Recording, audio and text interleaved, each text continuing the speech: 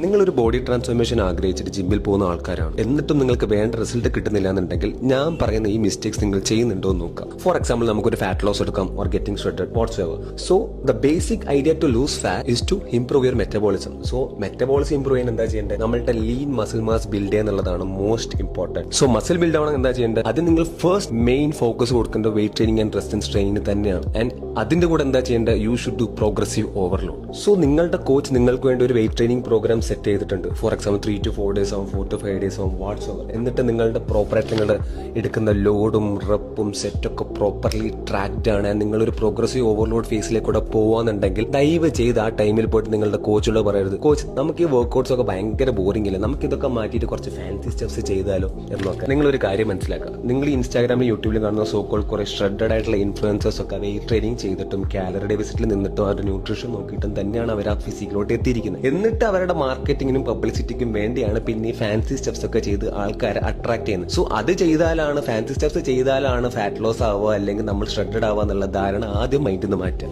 And ഈ പറഞ്ഞ fancy സ്റ്റെപ്സിന് വേറെ ബെനിഫിറ്റ്സ് ഉണ്ടാവും, പക്ഷെ നിങ്ങളുടെ ഗോൾ ഒരു fat loss or getting shredded ആണെന്നുണ്ടെങ്കിൽ ഇതല്ല നിങ്ങളുടെ കറക്റ്റ് ആയിട്ടുള്ള വേ. സോ നിങ്ങൾ ഒരു കാര്യം മനസ്സിലാക്കുക, results come from doing the same basic boring stuff daily.